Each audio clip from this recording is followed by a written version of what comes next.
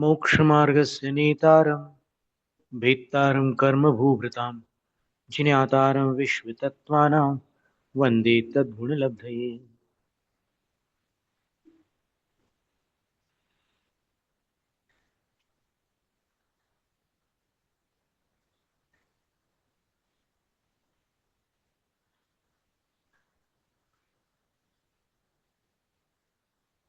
तो यदेतद् रूपित द्रव्यम सर्वावधि ज्ञान विषयत्वेन समर्थितम, जो 28वां सूत्र था हम्म।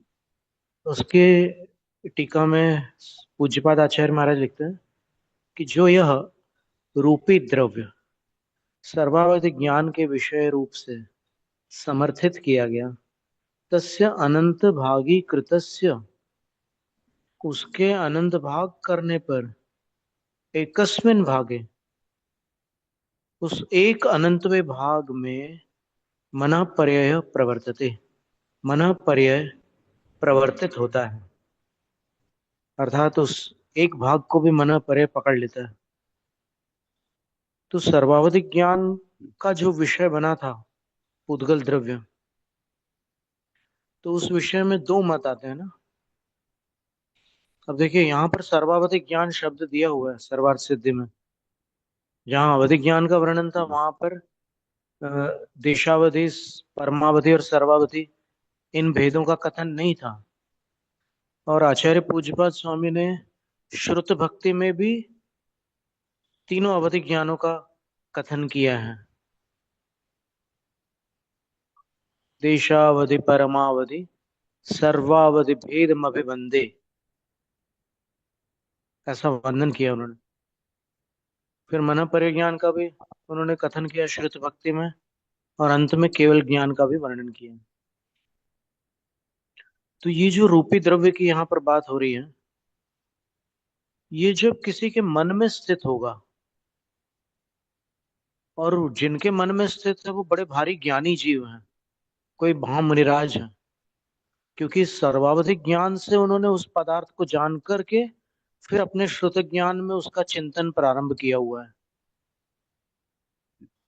तो श्रुत ज्ञान में वो उसके अविभाग प्रतिच्छेद तक जा रहे हैं, और जो सर्वावधि ज्ञान में नहीं आ पाए थे। सर्वावधि ज्ञान में कार्मण वर्गणा का द्रव्य आया था, लेकिन वो जो अविभाग प्रतिच्छेद होते हैं वो पकड़ में नहीं आए थे। और वो अविभाग प्रतिच्छेद उन्हीं सर्वावधि ज्ञानी मुनिराज के श्रुत ज्ञान में चिंतन काल में आ रहा है। तो वो उस द्रव्य का अनंतवा भाग होगा, और उस अनंतवे भाग को मन परे ज्ञान ग्रहण कर सकता है। कौन सा मन परे ज्ञान? ऋजुमति। और ऋजुमति ने जो ग्रहण किया है, वो ऋजुमति मन परे ज्ञानी जब उस चिंतन में जाएंगे तो वो उसके और सूक्ष्म में चले जाएंगे। अब अविभाग प्रतिच्छेद की और सूक्ष्मता क्या हो सकती है ये तो पता नहीं है, पर पिछले सूत्र में आया था, पिछले के पिछले सूत्र में आया था ना।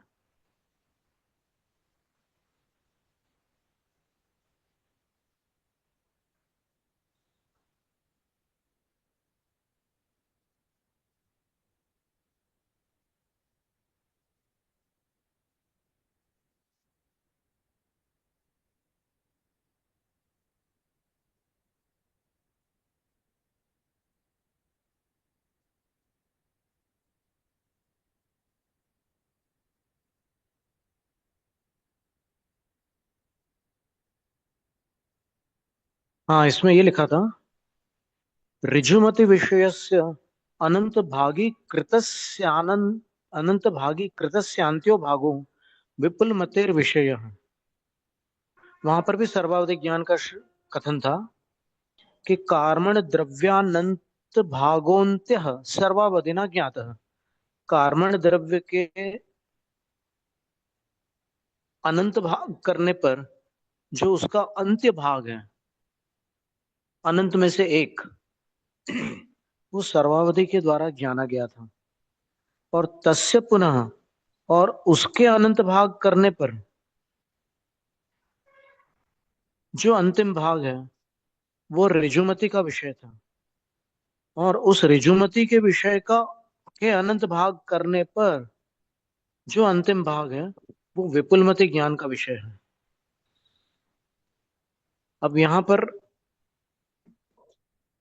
क्या अविभाग प्रतिच्छेद को अपन विपुलमति का विषय ले लें, और ऋजुमति का विषय अपन ने जो कार्बन द्रव्य का अनंतवा भाग था उसमें भी अनंत परमाणु है, तो उसको ऋजुमति का विषय ले लें, और उसमें भी जो अविभाग प्रतिच्छेद है वो विपुलमति का विषय हो जाए। अगर ऐसा करते हैं तो तदनंत भागे मन पर्ययस सूत्र की व्याख्या ऐसी बनेगी कि उस अवधि ज्ञान का जो विषय था उसके अनंतवें भाग में ऋजुमति गया, और ऋजुमति का जो विषय था उसके अनंतवें भाग में विपुलमति चला गया। ऐसा अर्थ ले सकते हैं महाराज जी? हाँ, ऐसा ही प्राय करके हम घटित करते हैं। स्कंद और उसके बाद वर्गना, वर्ग, और फिर परमाणु, और परमाणु की जो शक्ति है, अवधि ज्ञान का विषय परमाणु तक है।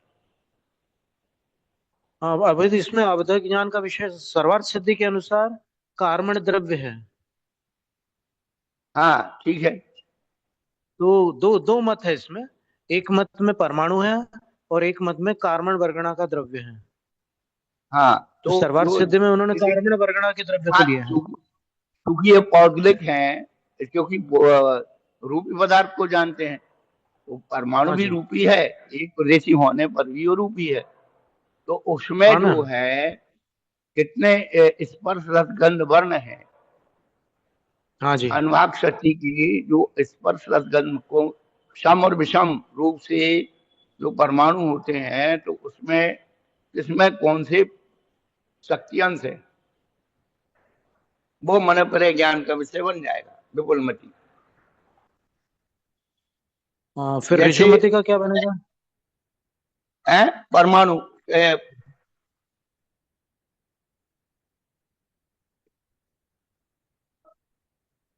हाँ, इसमें ये लिखा है कि कार्बन द्रव्य का अनंतवा भाग सर्वावधि के द्वारा जाना गया है, ऐसा हाँ लिखा है।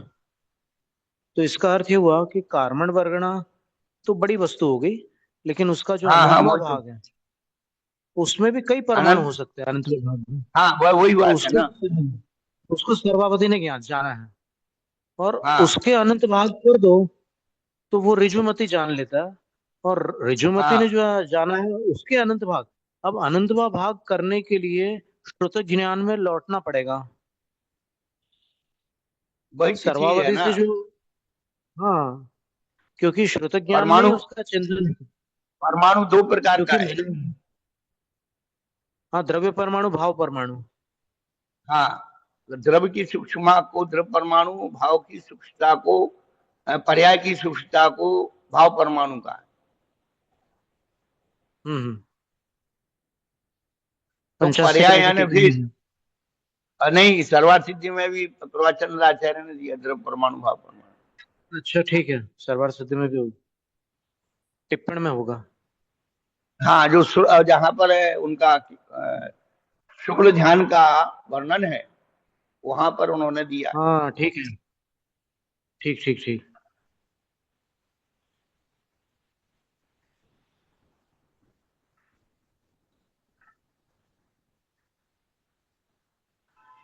यानी अधिक जानना ज्ञान की अधिकता का प्रमाण नहीं है, हम्म, सूक्ष्मता। उसकी बारीकी को जानना ज्ञान हम्म, की अधिकता का प्रमाण है। क्या हम्म। सुंदर बात है। कहाँ लिखा है और क्या लिखा है, हाँ बिल्कुल सही बात लेकिन है। क्यों लिखा है ये खोजना। बिल्कुल। जैसे 500 गाथाओं को जान रहा है कोई, और कोई एक गाथा हाँ, में से 500 बातें जान रहा है, क्या बात है। तो दोनों में कितना अंतर है? हाँ, हम 500 ग्रंथों के प्रमाण दे सकते हैं, हाँ एक जी, गाथा में हम 500 बातें घटित कर दें, 500 जगह बिल्कुल। पुष्ट कर दें। इसका नाम ज्ञानी है। अब लोग जो है ज्ञानी इसलिए समझते हैं इतने ग्रंथों का ज्ञान है। एक ज्ञान ग्रंथ तो वो वो मात्रा कहते हो हैं, गई, वो ज्ञान की हाँ, क्वांटिटी हुई। हीरो मेरा करो शोभम पी सिकतूण सिद्धू नवि सिद्धि वैरग बीणो परदूण सब सत्ताएं। हम्म। ये भाव पौड़ की गाथा बोली ना आपने? भाव पहाड़ की पढ़ी उसकी हुई। मूलाचार के समाचार अधिकार में भी है ये। हाँ जी जी जी। सबसे पहले हमने यही गाथा याद की थी। हमारे सुज्ञान सागर जी छुल्लक जी थे, बाद में मनोज सागर जी बने थे, हाँ उपाध्याय जी जी। जी। हाँ, वो वो अंग्रेजी आते थे प्रोफेसर। संग में तो हमको ही पढ़ाते रहे हो। और हम उससे अरे वाह। हमको ही मानते थे, हमारी मानते थे वो, किसी के बस में अच्छा नहीं अच्छा, होते वाह। थे बस। हाँ। हम्म। हमसे भी उनकी अच्छी पटरी बैठती थी। हम्म।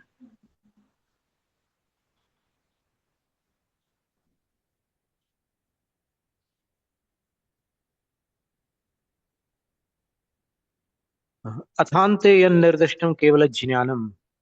अब अंत में जिसका निर्देश किया गया था वह केवल ज्ञान था। तस्य को विषय निबंध इति अतः। उसका विषय, हम्म।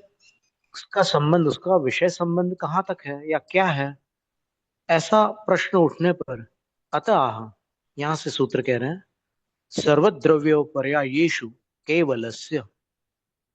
हम्म। सर्वद्रव्य और पर्याय में केवल ज्ञान का विषय संबंध है।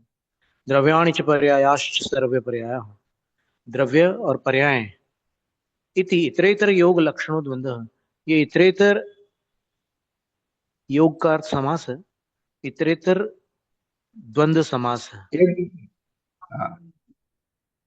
तद विशेषण सर्वग्रहण प्रत्येकम अभिसंबध्यते। उसका जो विशेषण सर्व है, उसका जो सर्व सूत्र में सर्व को ग्रहण किया है, वो प्रत्येकम यानी द्रव्य और पर्याय दोनों को संबंध, दोनों के साथ संबंध को प्राप्त होता है। सर्वेषु हाँ। द्रव्येषु सर्वेषु पर्यायेषु इति। सब द्रव्य और सब पर्यायों में। जीवत द्रव्याणि तावद अनंता अनंतानि। अब उसमें देखें अपन कौन से द्रव्य कितने हैं, तो बोले जीव अनंता अनंत है। पुद्गल द्रव्याणि च तत्वप्यनंता अनंतानि। और पुद्गल द्रव्य उनसे भी अनंता अनंत है। अणुस्कंद भेद भिन्नानि। और पुद्गल द्रव्य में अणु और स्कंद दोनों भेद हैं। और धर्माधर्म आकाशानि त्रीणि। धर्म अधर्म और आकाश, ये तीन द्रव्य हैं। कालश्च असंख्य, यस, काल द्रव्य असंख्य है। तेषाम पर्यायश्च त्रिकाल भुवा प्रत्येक अनंता अनंतास। और उनकी जो पर्याय है इन छह द्रव्यों की, वो तीन काल में होने वाली पर्याय एक एक द्रव्य की अनंता अनंत है। तेषु, उन सब में, तेषु सब में, द्रव्यम पर्याय जातम वा न किंचित केवल ज्ञान से विषय भाव मतिक्रांतम अस्ति। कुछ भी केवल ज्ञान के विषय भाव का अतिक्रमण नहीं कर सकता। अपरिमित महात्म्यम हि तत् इति ज्ञापनार्थम सर्वद्रव्य पर्यायेषु इत्युच्यते। उसकी महिमा अपार है, इस इसका ज्ञान कराने के लिए सर्वद्रव्य पर्यायेषु ये पद उच्यते कहा जाता है। स्वामी जी, जी महाराज जी, बोलिए आप। इस पर आपका बहुत कुछ लोग गहरा इसका चिंतन है। अर्थ कर रहे हैं जी। हाँ हाँ, वो कुछ नियतिवाद में ले लोग जाते इसका हैं। अर्थ है। कुछ लोग इसको नियतिवाद की पुष्टि में लगाते हैं। नहीं, अभी नियतवाद नहीं, एक नई माने व्याख्या हुई है कि केवल हम्म ज्ञान भूत की अनंत और भविष्य की अनंत पर्यायों को जानता है और वर्तमान की सब पर्यायों को जानता है। हम्म। ऐसी व्याख्या सुनने को मिली है। पढ़ा तो नहीं है लेकिन सुन लिया है।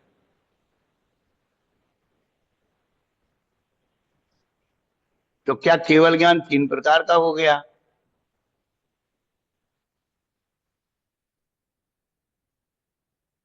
क्यों तीन प्रकार का क्यों होगा?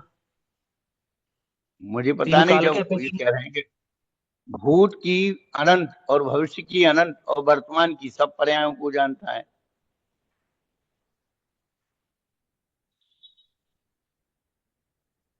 आपके पास प्रवचन सार ग्रंथ है महाराज जी? हाँ है। तो उसकी 37वीं गाथा में देखा जा सकता है इस विषय को। हम्म। आओ उठा लो, दूसरे नंबर की अलमारी में, तीसरे खाने में रखा हुआ।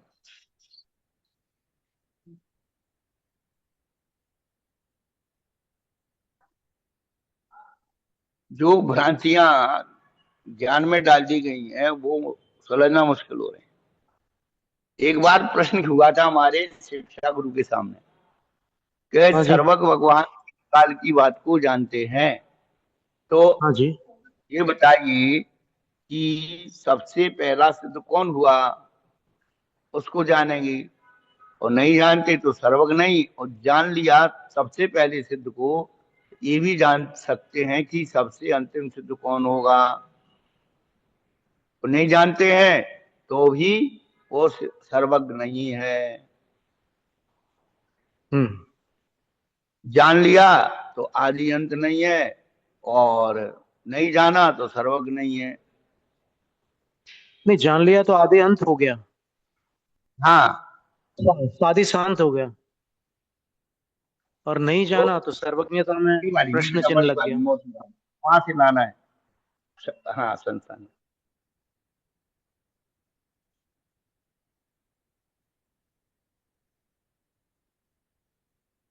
तो हमारे शिक्षा गुरु ने बहुत अच्छी बात कही जी महाराज जी।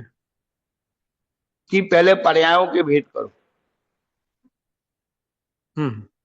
अनादि अनंत, अनादि शांत, सादि अनंत, नियत पर्याय, अनियत पर्याय, ध्रुव पर्याय, अध्रुव पर्याय।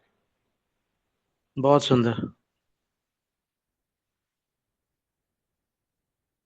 तो अनंत को अनंत रूप से, अनादि को अनादि रूप से, शांत को शांत रूप से, शादी को शादी रूप से, नियत को नियत रूप से, अनियत को अनियत रूप से, ध्रुव को ध्रुव रूप से, अध्रुव को अध्रुव रूप से, एक क्या ही सुंदर साथ बात। उनका ज्ञान होता है। हम्म। तो अनादि अनंत पर्याय जो है भव जीव है, नहीं, अनादि अनंत पर्याय में अभव जी, दूरान दूर भव जी, मेरु पर्वत आदि, ये और कालादि की अनादि अनंत पर्याय हैं। एक ये मिनट, आपने अनादि क्रम अनंत से हो जो गए। सबसे क्रम में सबसे पहला कौन सा रखा आपने? अनादि अनंत, अनादि अनंत। ये हमारा हमारा जो किताब है ना उत्तर जिज्ञासा, उसके 32 नंबर पेज पर हमने इसको हाँ। किया है। हाँ जी जी। तत्वार सूत्र में ही है। हाँ हाँ। फिर दूसरी तो दूसरी। ये फिर अनादि शांत, भव्य जीव अनादि से है, परंतु मोक्ष में भव्य भाव का अभाव होकर के शांत हो जाता है। ठीक है। बहुत सुंदर। और फिर साधी तीसरा। शांत, जिनकी शुरुआत होकर के अंत भी हो जाता है, वो साधी शांत है। या तीर्थंकर हाँ। प्रकृति शादी होकर के शांत हो जाती है। शैव श्रमिक सम्यक, औपशमिक सम्यक अब सब। फिर तो अपन एक एक एक उदाहरण मिल जाए, फिर तो अपन बहुत सारी चीजें जोड़ लो, और जो जी महाराज जी। सुगमता से और उपयोग में आए वो काम करो। ठीक है ना। और नियत पर पर्याय, तो जिस पर्याय का एक दूसरे से संबंध हो उसे नियत पर्याय कहते हैं। हाँ हाँ। जैसे बद्धाइष्क जीव की पर्याय, तो जैसे किसी हाँ जी। जीव ने उत्कृष्ट भावों से मुनिराज को हार दिया और भोग हाँ भूमि जी। का बंध हो गया, अब उसकी नियत हम्म। पर्याय का भोग भूमि वाला जीव नियम से स्वर्ग जाएगा और स्वर्ग से मनुष्य ठीक है। बनेगा। ये नियत पर्याय है। अच्छा अच्छा। जैसे किसी जीव ने क्रूर कर्म करके 7 नरक की आयु बंद किया, अब उसकी हम्म। नियत पर्याय क्या है कि वो 7 नरक से निकल करके और खूंखार रेंज तिरंज में बनेगा और नियम फिर से से फिर नरक दोबारा में। नरक में जाएगा। ठीक है। तो ये नियत पर्याय हो गई। और हम्म। अनियत पर्याय क्या है, जिस पर्याय का एक दूसरे कोई संबंध नहीं है। अबद्धाइष्क जीव और मिथ्यात् से सम्मत को प्राप्त जीव के आयु का अपवर्षण काल आदि उत्कर्षण होना। तो जैसे मुनिराज का उदाहरण आता है कि वो पेड़ के नीचे बैठे थे, केले के पेड़ के नीचे, और जो है वो उन्होंने कहा महाराज हमारे पूछ के आना भाव। तो उन्होंने कहा कि भाई जिस पेड़ के नीचे मिलेंगे बैठे वो उतने पत्ते होंगे उतने उनका भाव शेष है। तो वो जो है इमली के पेड़ के नीचे बैठे मिले, तो उन्होंने कहा प्रभु आपने गजब कर दिया। तो क्या कहा भगवान ने, बोले जितने पत्ते हैं उतने भाव शेष हैं। अब देखिए उसमें सबसे बड़ी बात यह है कि भाव शेष है, काल शेष नहीं कहा। तो उन्होंने निदान बंद करके ये उतने कौन भाव से जो ग्रंथ है कौन से ग्रंथ में है ये?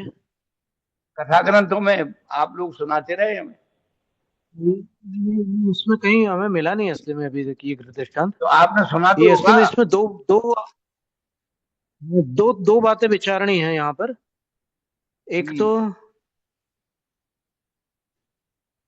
निदान बंद हमेशा सुख का होता है, तो ये जो इन्होंने जो निदान किया वो कोई सुखपूर्ण पर्याय का निदान नहीं किया। देखो और ऐसा दूसरी है। बात, हाँ हाँ ठीक है, आप अपनी बात कह लो। ये है, जी जी महाराज जी, दूसरी बात ये है कि अगर उन मुनिराज को सिद्धांत पर इतना श्रद्धान है तो वो श्रद्धान के साथ, सम्यक के साथ उस गति का बंदी कैसे बांध सकते हैं? उनको मिथ्यात्व में आना पड़ेगा ना वहां जाने के लिए। देखो यहाँ चाहे मोक्ष जाने के लिए कुछ भी करना पड़े, आचार्य कहते सम्यक के साथ नरक में जाना अच्छा है, मिथ्यात के साथ स्वर्ग में जाना अच्छा नहीं, नहीं। वो दुर्गति की बात नहीं है। वो बात नहीं, मतलब बंद कैसे होगा उस पर्याय में? वो तो मुनि भाई अवस्था देखो में। ऐसा है, ये तो अपन और हम और आप लगा रहे हैं कि बंद कैसे होगा। जब आदमी की परिस्थिति होती है आदमी सब कुछ कर लेता है। नहीं नहीं, वो कर लेता, पर अपन सिद्धांत से उसको कैसे घटित करेंगे? बात ही आती है ना। अब जा और अब केवली से पूछेंगे इतनी बात। अपन तो यहाँ पे आ हाँ गए। ठीक है। नहीं, अभी अब पहले अपने को ये मिलना चाहिए ना उदाहरण। ये कौन से आगम का उदाहरण है, ये भी मिलना आवश्यक है ना।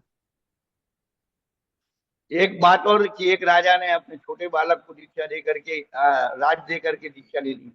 वो मुंडराज जो है ध्यान कर रहे थे, लोग जा रहे थे, बात कर रहे थे कि देखो इतने छोटे को दीक्षा वो दे दिया और खुद बाबा जी बन गए। राजा ने चढ़ाई कर दी, वो ध्यान में जो है उनकी वही एक्शन होने लगा, चक्रव्यूह की रचना हो गई। तो संभूषण में पूछा तो उन्होंने कहा कोई जाकर के यदि संबोधन कर दे तो ये जो है कल्याण कर लेंगे, मुक्त चले जाएंगे, और नहीं तो दुर्गति के पात्र हो जाएंगे। ये उत्तर पुराण में आई है कथा। बस तो फिर कहीं ना कहीं एक कथा तुम्हें दी गई। ये कथा तो उत्तर पुराण में आई हुई है। और इसमें जो बस तो आचार्य फिर महाराज की गुणभद्र आचार्य महाराज के जो शब्द हैं, जैसा अपन सब लोग अलग अलग कथा, ये जो व्याख्याता हैं वो जिन शब्दों का प्रयोग कर रहे हैं उनसे कुछ अलग शब्द है उत्तर पुराण में। नहीं ठीक है, हाँ हाँ बता दो उसमें। तो वो कहीं भी सिद्धांत में चूक नहीं रहे हैं उनके शब्द। तो उसको घटित कर लो। हाँ, वो तो बहुत अच्छे से घटित हो जाता है। बस तो फिर अनियत हो गई। हाँ ठीक है ना, बिल्कुल, बहुत सुंदर बात कही आपने।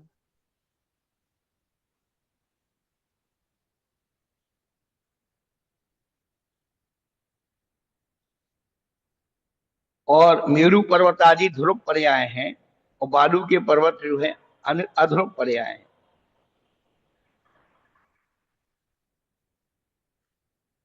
हाँ, बालू का जो टीला है वो अध्रुव है।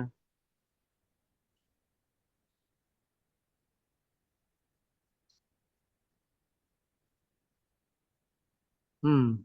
अनादि अनंत और ध्रुव पर्याय में क्या अंतर है? काल अपेक्षा अनादि अनंत है, जो वस्तु के अस्तित्व की ओर इंगित करता है, और द्रव्य अपेक्षा ध्रुवता है, यह वस्तु के स्वभाव की ओर इंगित करता है। हम्म। अनियत पर्याय और अध्रुव पर्याय में क्या अंतर है? अनिश्चितता अनियत है, अस्थिरता अध्रुव है।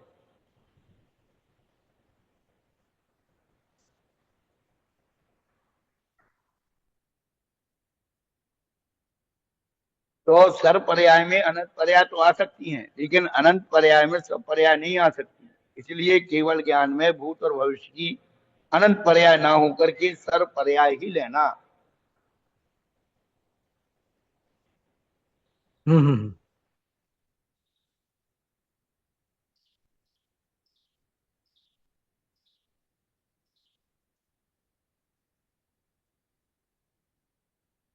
प्रभु प्रवचन सार की गाथा कितनी बोलना है अब? 37।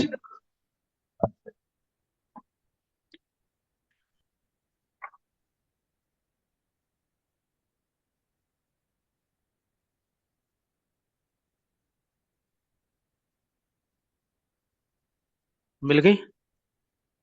हाँ, मिल गई। पहले पहले ही अध्याय में। तो हमने जो विषय प्रतिपादन किया, अनादि अनंत, जी। अनादि शांत, सादि शांत, सादि अनंत, नियत अनियत, ध्रुव अध्रुव। हम्म। तो भगवान एक जो द्रव्य जिस रूप पर नमन कर रहा है उसको रूप जान रहे हैं, देख रहे हैं। हाँ। हमारा परिणमन ज्ञान के अनुसार नहीं हो रहा है।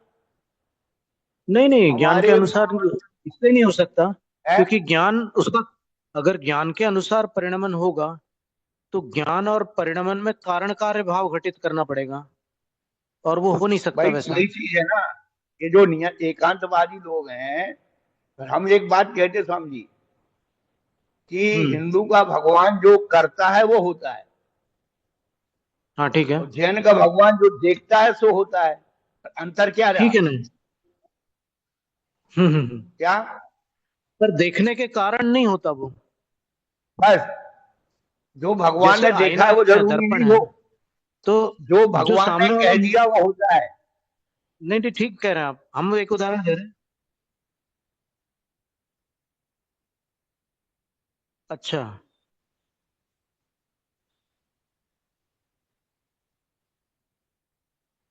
क्या हुआ?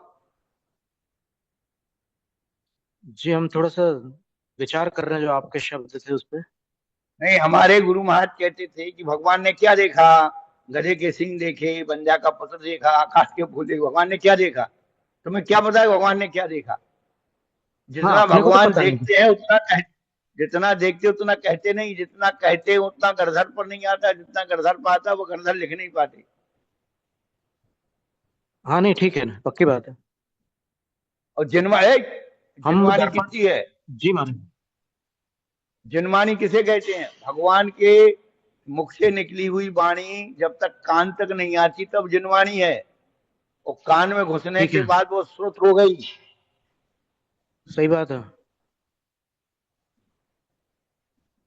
ये किताब को जिनवाणी कहते रहते हैं, ये इनको हम लोगों को पहले बोध ही नहीं है। नहीं, अब ये चूंकि उपचार से भगवान कह की सकते हैं। वाणी है इसलिए जिनवाणी है, लेकिन असली जिनवाणी तो भगवान के मुख कमल से निकली, और जब तक कान तक नहीं बिल्कुल। आई तब तक जिनवाणी है। जी ठीक है, बिल्कुल। और गरधर के कान में आते ही वो श्रुत बन गई, इसलिए श्रुत बिल्कुल। निबद्ध करते हैं गरधर। सुना हाँ, हुआ श्रुत निबद्ध को है। ग्रंथबद्ध। हाँ, उसको श्रुत में हाँ, ग्रंथबद्ध करते हैं वो। हाँ, और ज्ञान और परिणमन में कारण कार्य भाव इसलिए नहीं बन सकता, तो एक उदाहरण हमने सोचा था कि कोई दर्पण के सामने बैठा है और वो अपना चेहरा थोड़ा प्रसन्न बना रहा है, दर्पण में वो मुस्कुरा रहा है अपने चेहरे को देख के। तो हाँ, उसकी मुस्कान का कारण दर्पण नहीं है। हाँ। इसी प्रकार भगवान में के ज्ञान में जो कुछ भी आ रहा है, उसका कारण वो भगवान कारण का हम ज्ञान थोड़ी। नहीं है। हाँ, नहीं। वो देखो, एक बात है देखो भगवान ने। कि भगवान, आपको दूसरी बात और बताते हैं कि जहां भामंडल हाँ। में सात भाव दिखते हैं, हाँ जी। बादशाह में सात भाव दिखते हैं स्वामी जी, हाँ जी, दिखते हैं वो ना। कौन से दिखते हैं? कौन से दिखते हैं? कैसे दिखते हैं? जो अभी घटित किए ना अपन ने, भोग भूमि, हाँ, जो नियत है वो स्वर्ग, दिखते हैं। वो बद्धायुष के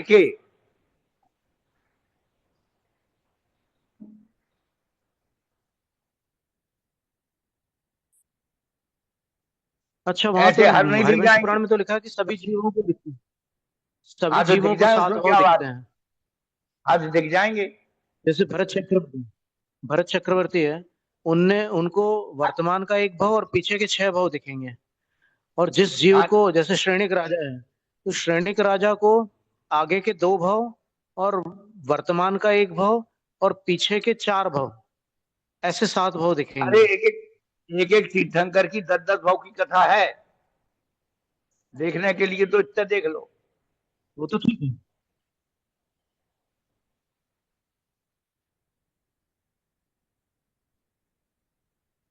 तो भगवान ने जो जो पर्याय देखी हैं, उन पर्यायों के जो हेतु हैं, वो भी तो देखे हैं ना। वो तो क्या स्वाभाविक है। भगवान भगवान क्या हेतु मत को ही देखते हैं, हेतु को नहीं देखते? बिल्कुल हेतु के बिना देखो मैं चाहे। हेतु और हेतु मत दोनों को देखेंगे ना। और वो अगर तो है ही, दोनों को तभी नहीं तो देखते पूछूंगा क्या। तो फिर चरणानुयोग का उपदेश क्यों करते हैं?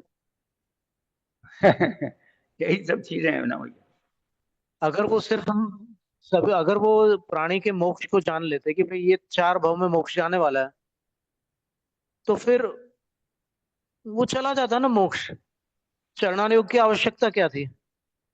उसको चार भाव में जाना स्वामी ही जी, है, मोक्ष चला जाता। हाँ जी महाराज जी। एक छोटी सी बात हम हमेशा समझा दें कि हाँ मुख जी। में रखा हुआ लड्डू,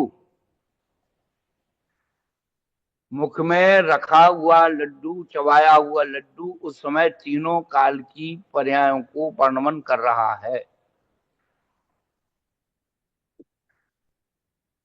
अच्छा। अतीत का घी आटा शक्कर है,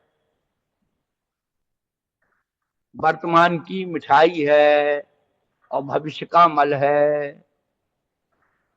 हम्म। अब मुंह में रखा लड्डू, आपने उसे लार मिल गई, कोई उसको मुंह से निकाल करके दोबारा नहीं खाएगा, ठीक है। क्योंकि भविष्य पर्याय मल है।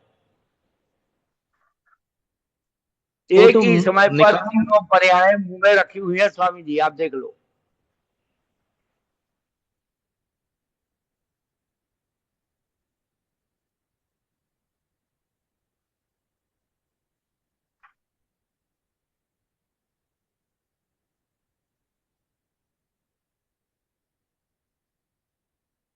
पहले वह मिठाई थी, मुंह में मीठा है, और भविष्य का मल है। उसको कोई भी व्यक्ति बाहर निकाल करके द्वारा नहीं खा सकता। हम्म।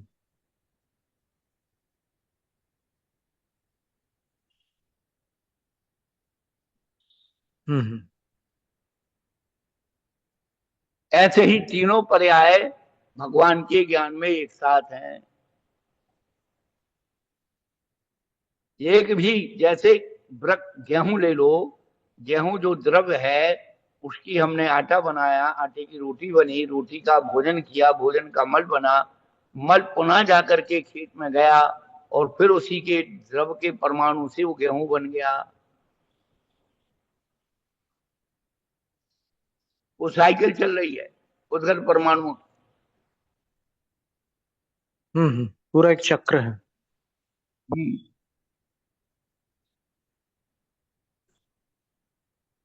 अब देखिए 37वीं गाथा में क्या कह रहे हैं, हम्म। उसके उत्थान का पढ़े। हाँ पढ़ो। अथातिवाहिता नागता नामपि द्रव्य पर्यायाणाम।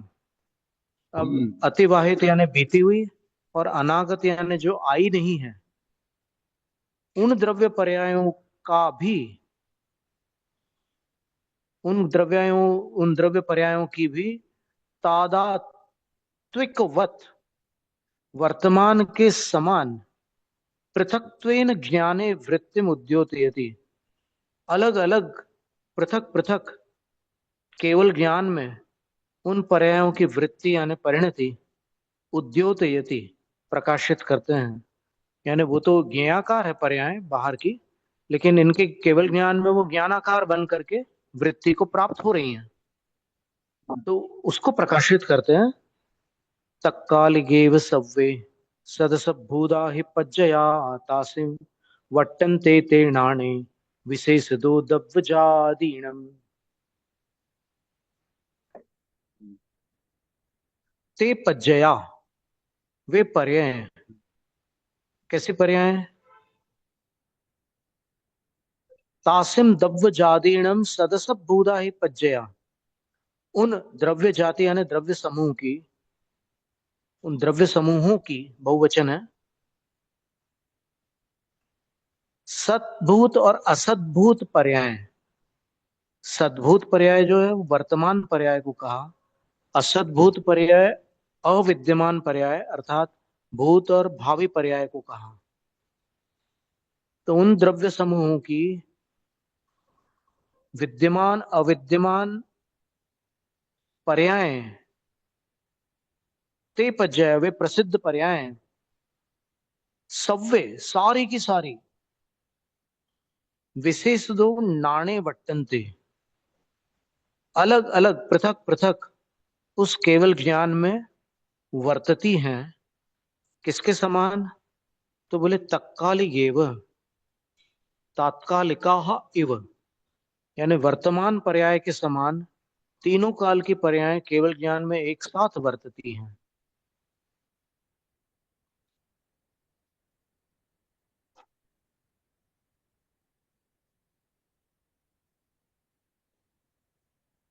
तव्वे सारी सारी पर्याय एक साथ वर्तती। जैसे आटा द्रव्य है, अब उसमें हाँ जी। सारी नियत पर्याय विद्यमान है। क्या उसमें आटे से क्या क्या बन सकता है, वो सारी चीज उसमें विद्यमान है।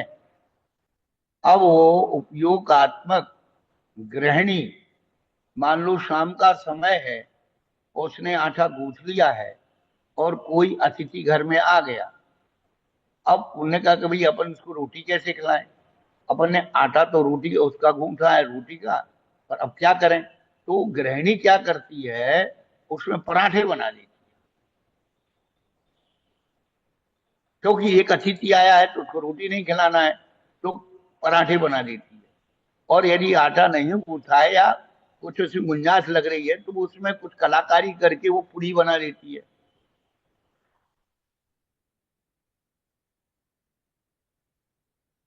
तो वो पर्याय उसमें विद्यमान है आटे में, लेकिन उपयोगिता के हिसाब से उसका वर्णन हो रहा है, क्योंकि वो आटे में वो पर्याय विद्यमान है, ना कि किसी के ज्ञान में विद्यमान है तो उसका वर्णन करना है। बोले नहीं, वो तो उसके ज्ञान में झलक गई थी कि वो आटे का जो है उसका रोटी की जगह पराठा बनना था। तो ये इसको जो अपन ऐसा कह मूल, सकते हैं महाराज हाँ जी, ये कह हाँ बोलो, सकते हैं कि पर्याय शक्ति हाँ अनेक रूप है, लेकिन बस पर्याय व्यक्ति एक रूप है। बस एक बार में एक ही पर्याय होगी।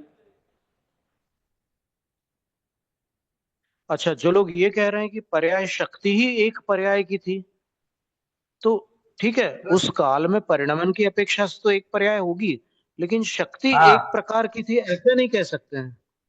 बिल्कुल। क्योंकि शक्ति अगर एक प्रकार की मानेंगे तो फिर एक द्रव्य में जो अनंत शक्तियां हैं उसका वो लोप सब करना खत्म पड़ेगा। होगी। आटे की रोटी रोटी बनेगी, पराठा नहीं बन सकता, पूरी नहीं बन सकती, वो जो है मैदा नहीं बन सकती, उसकी कुछ नहीं बन सकती। महिलाएं बहुत जी चतुर हाँ, होती हैं बिल्कुल। स्वामी जी, उसी आटा को नहीं, वो मैदा तो बना होती लेती है। है, उन्हें बारीक बारीक छन्ने से छाना तो मैदा बन गई। और स्वार्थी पुरुष भी बहुत चतुर होते हैं। अच्छा, तो चतुराई तो जहां पर जब जिसको जैसी आवश्यकता पड़ती है तो वो आ जाती है। वो माताएं तो फिर बिना इन सिखाई चीजों में बहुत। चातरी, बिना जी हाँ। सिखाई चातरी तिजन की विख्यात, पशु पक्षिन में हूँ लखी मनुजन की क्या बात। बिना सिखाई चातुरी। तिजन की विख्यात, औरतों की अच्छा वो।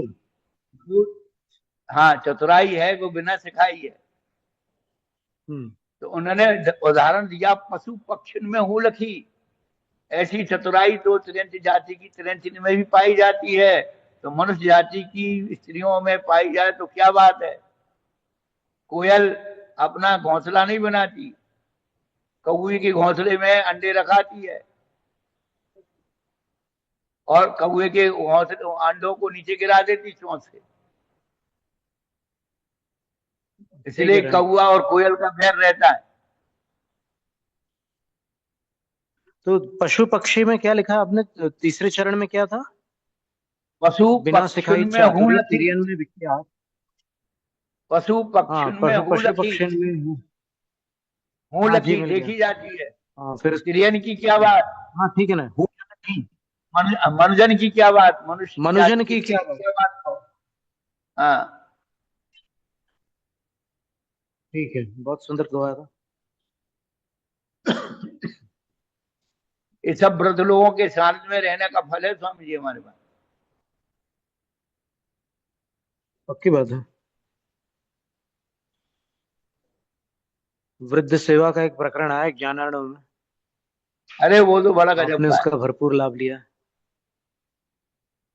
हाँ। अभी भी लाभ मिल रहा है, हमें क्या करना है। वयोवृद्ध, ज्ञान वृद्ध, तपोवृद्ध, गुण वृद्ध, नाना प्रकार के वृद्ध हैं। हाँ, तो उसमें तो ये लिखा है कि जिसकी कमर टेढ़ी हो गई है, जिसके शरीर पर झुर्रियां पड़ गई हैं, जो लाठी के सहारे चल रहे हैं, जिनके बाल पक गए हैं, जिनके दांत गिर गए हैं, जिनको सुनाई दे रहा है नहीं दे रहा है, वो वृद्ध नहीं है बोले। वृद्ध वो है जिनका ज्ञान परिपक्व है, जिनकी अक्सर दीक्षा ज्ञान को पुरानी हो कोई, चुकी है, आदि वो आदि, ज्ञान को कोई, जो गुणों से अज्ञान बड़े की हुए हैं पूजा वो हुई। वृद्ध है। गुणा वृद्धा यस्य स गुण वृद्ध, तपो वृद्धम यस्य स तपो वृद्ध, हाँ, नहीं ज्ञानम वृद्धम अच्छा है। वृद्धिं गतम यस्य स ज्ञान वृद्ध।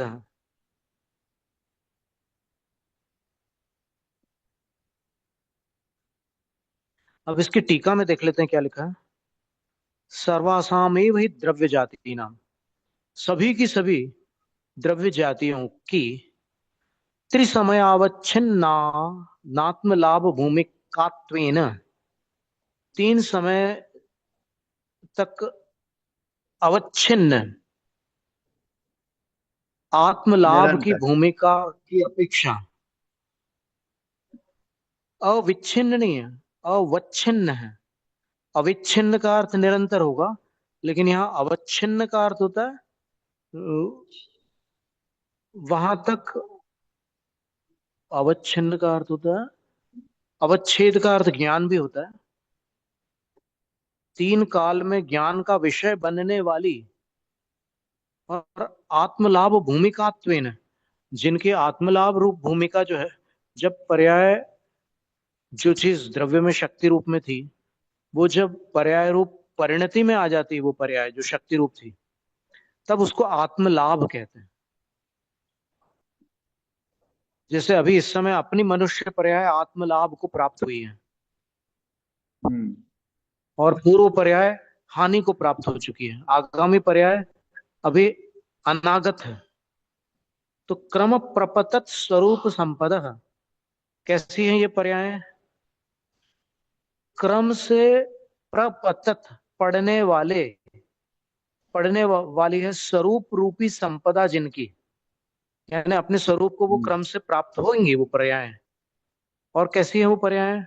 सद्भूत असद्भूतता मायांतो, सद्भूतता और असद्भूतता को प्राप्त, ये यावंत पर्याय, जो जितनी पर्याय हैं, ते तावंतस, वे उतनी सारी की सारी पर्याय तात्कालिका इव, तात्कालिक पर्यायों की भांति अत्यंत संकरेणाप्यवधारित विशेष लक्षणा एक क्षण एव अवबोध सौध स्थिति अवतरंती, वे अत्यंत संकरित होने पर भी, मिश्रित होने पर भी, अवधारित विशेष लक्षणा, निश्चित है विशेष लक्षण जिनका, ऐसी वे पर्याय, भले ही एक साथ हो, मिश्रित हो, कैसी भी हो, लेकिन उन उन द्रव्यों की वे पर्याय स्वतंत्र भी तो है किसी विवक्षा से। तो वे अपने विशेष लक्षणों वाली पर्याय एक क्षण में ही केवल ज्ञान रूपी सौध यानी भवन में स्थिति में अवतरती, स्थिति को प्राप्त हो जाती है, उनमें अवतरित हो जाती है, स्थित हो जाती है। न खल्व एतद अयुक्तम, और निश्चयतः ये अनुचित भी नहीं है। क्यों? दृष्टा विरोधात, प्रत्यक्ष में इसका विरोध नहीं पड़ता, प्रत्यक्ष से ये अविरुद्ध है। कैसे? दृश्यते ही, क्योंकि देखा जाता है, छद्मस्याप छद्मस्तस्यापि, छद्मस जीव के भी,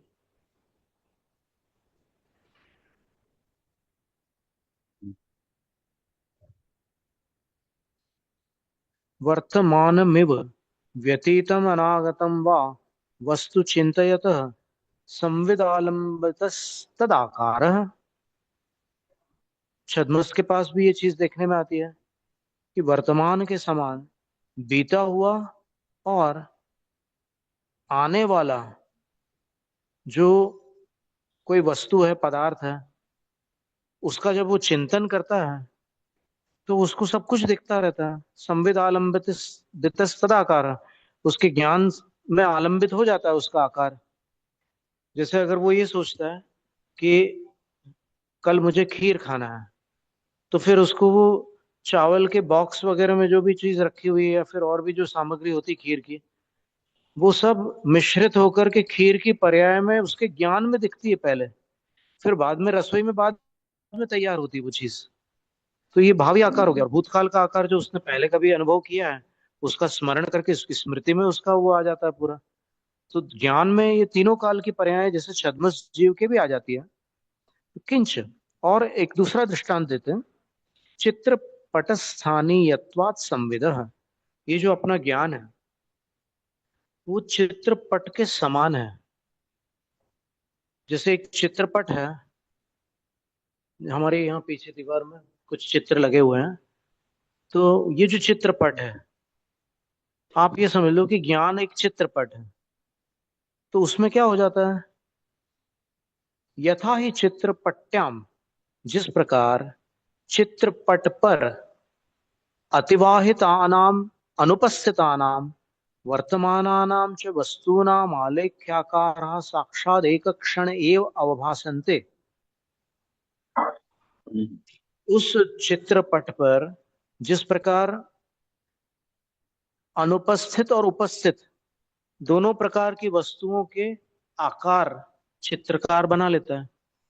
वो भारत के भी आकार बना लेता है, आज के कोई आचार्य के आकार भी बना लेता है, और महापद्म तीर्थंकर के भी आकार बना लेता है। तो जैसे चित्रपट पर तीनों काल के पदार्थों के आकार एक साथ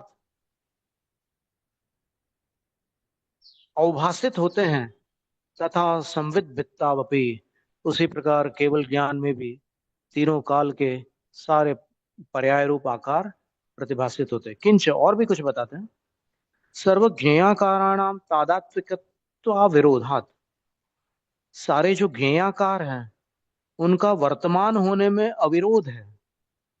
यथा ही, जैसे प्रध्वस्तानाम अनुदितानाम च वस्तूनाम आलेख्याकारा वर्तमाना एव, जिस प्रकार नष्ट हुई वस्तुएं यानी भूतकाल की वस्तुएं, और अनुदिता नाम यानी भावी काल की वस्तुएं जो अभी उदित ही नहीं हुई है, इन वस्तुओं के आलेख्याकार वर्तमान में ही होते हैं। चित्र पर अगर आप बना दोगे तो फिर वो चित्र में जो चीज बनी हुई है वो तो वर्तमान में आपकी आंखों के सामने है ना। तथा उसी प्रकार अतीतानाम अनागतानाम च पर्यायाणाम ज्ञेयाकारा वर्तमाना एव भवन्ति, अतीत और अनागत जो पर्याय हैं उनके ज्ञेयाकार भगवान के ज्ञान में वर्तमान ही रहते हैं, उसी काल में सब एक साथ रहते हैं।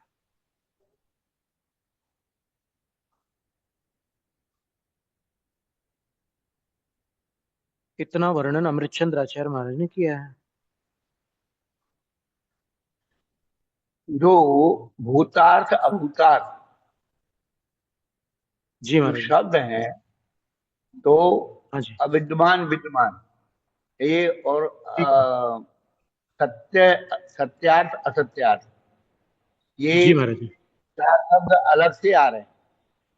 उसी भूतार्थ को सत्यार्थ कहते हैं, अविद्यमान विद्यमान कहते हैं, और उसी अभूतार्थ को असत्यार्थ कहते हैं, अभूतार्थ को असत्य कहते हैं अविद्य और अविद्यमान कहते हैं।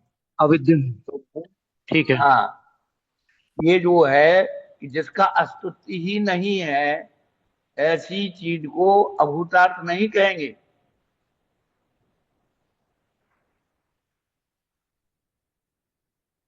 जो क्या? वर्तमान में नहीं है उसको अभूतार्थ कहेंगे।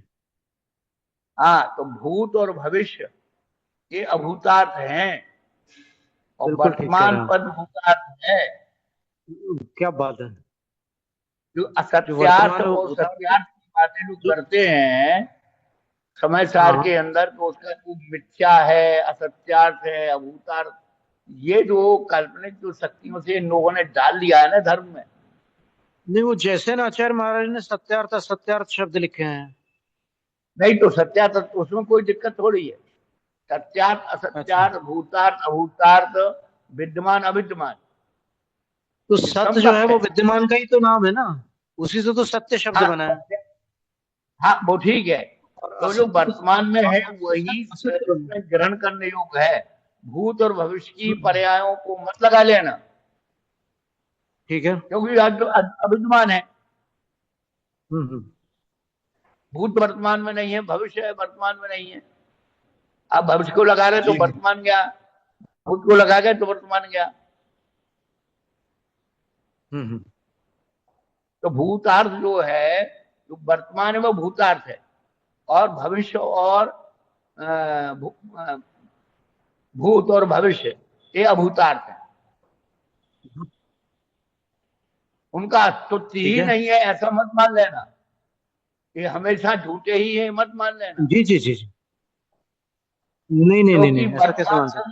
वर्तमान से ही भूत बना है और भविष्य ही वर्तमान बनेगा। वर्तमान किसका बना? भविष्य नहीं होगा तो वर्तमान पक्के किसका भैया। बन जाएगा? ठीक है। केवल और ज्ञान जो में शुद्ध में अक्रम है, से तीनों काल की पर्याय हैं। हाँ केवल ज्ञान में अक्रम से तीनों काल की पर्याय हैं, लेकिन हाँ वस्तुओं में क्रम क्रम से हाँ, है।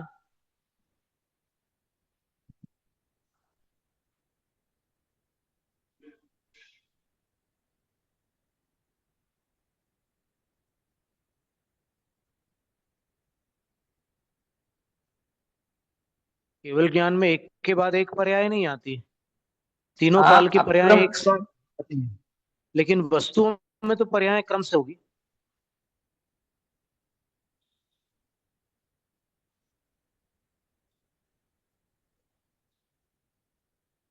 आचार्यों ने क्रम नियमित शब्द का प्रयोग किया है।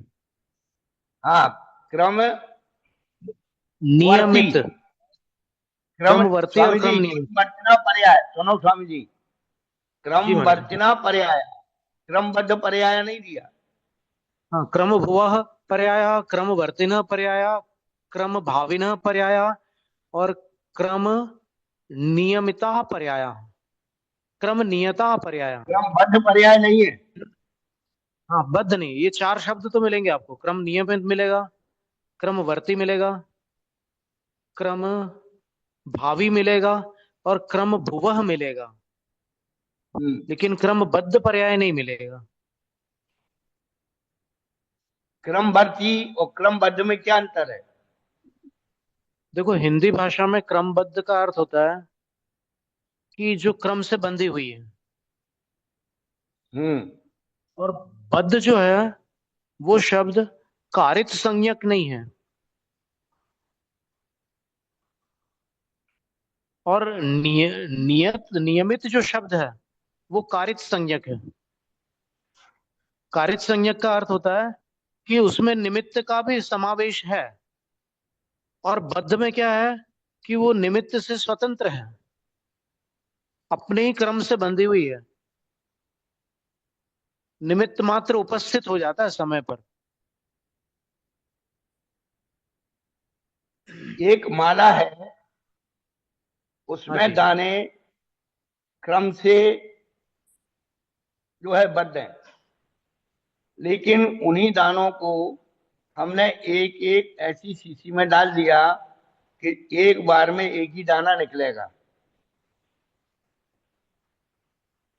हाँ जी। तो वो एक जो माला में है वो क्रमबद्ध है, और जो शीशी में एक एक दाना निकल रहा है वो वर्ती वर्ती। क्रमवर्ती है। क्रमवर्ती है। एक ऐसे एक स्थान हाल है, और उसमें जो है एक से कहा गया भाई लेन लगा के निकलना। तो जो वो हो गए तो लाइन में खड़े हो गए, तो जब तक आगे का नहीं देगा पीछे को वो नहीं मिलेगा, स्थान नहीं मिलेगा। लेकिन कह दिया भैया हम्म एक एक करके निकल जाओ, लाइन में नहीं, एक एक करके निकल जाओ। अब जो पुरुषार्थ करेगा वो पहले पहुंच जाएगा। हम्म जैसे जाम लग जाता है तो जो छोटे हम्म वाहन वाले होते हैं वो देखते छोटी सी जगह हुई तो उसको वो धीरे धीरे करके आगे तक ले जाते हैं, और वहीं खड़े रहे तो जब हम्म, तक उसका नंबर आएगा तो दोबारा जाम लग गया है। जी जी। तो क्रमबद्ध तो जैसे शब्द आचार्य आगम महाराज। का नहीं है। हाँ नहीं, आगम का नहीं है। क्रम करण राहित्य ने, क्रम करण अव्यवधान राहित्य ने सर्व ज्ञान, उसकी कातंत्र रूप माला में सर्वक पद के ज्ञान की वो दी है व्युत्पत्ति। क्रम रहित, करण रहित और व्यवधान रहित, ये तीन विशेषण है। ठीक है। ठीक है।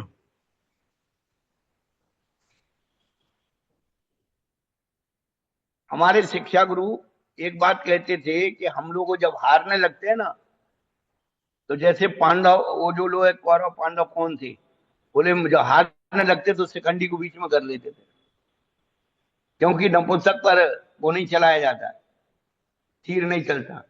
तो ऐसे ही जब हम लोग कुछ गड़बड़ा हम्म। जाते हैं ना अपने ज्ञान में, तो वो सर्वज्ञ को बीच में ले आते हैं। और सर्व को कौन कौन कहे कि तुम हटो, कहे कि वो भैया ठीक है अच्छा है। जो जो देखी वीतराग ने, सो सो होसी वीरा रे। तो अब क्या किया अनहोनी भगवान ने, ना होए देखिए जगत भाई, में, काहे हो तो वीरा रे। कई भाई चीजें भैया जो है ये तुलसीदास जी विद्वानों लिखे की हैं। खुजली है। चक्रवर्ती की संपदा, इंद्र सरी के भोग, काकबीर समगिनत है सम्यक दृष्टि लोग, ये शायद समाचार नाटक का उन्होंने दिया है, बनारसी ये दास जी ने। बनारसी दम, ये उनकी लिखी हुई है। हाँ हाँ, अच्छा। ये दृष्टांत, दृष्टांत वह है क्या, ये दृष्टांत घटित नहीं होता। क्या हम लोग नहीं जो होता। पुण्य का भोग कर रहे हैं, क्या कौवा की भीट खा रहे हैं क्या? नहीं नहीं, वो बनेगा नहीं वो। नहीं, ये चक्रवर्ती की हीनोपमा हो गई। संपदा, इंद्र सरी के भोग, तिनके के सम गिनत है सम ऋषि लोग। जीर्ण अच्छा। जीर्ण तृण सम त्यागी, क्या बैराग भाव उसमें आता है कि इन लोगों ठीक है ने ना। अपनी संपदा को जीर्ण तृण के समान त्याग दिया। अब ठीक जीर्ण है। तृण मतलब क्या है, उनके लिए तो जीर्ण हो गया, लेकिन वो जीर्ण तृण भी आग लगा दो तो शीत को दूर कर देगा। ठीक है ना।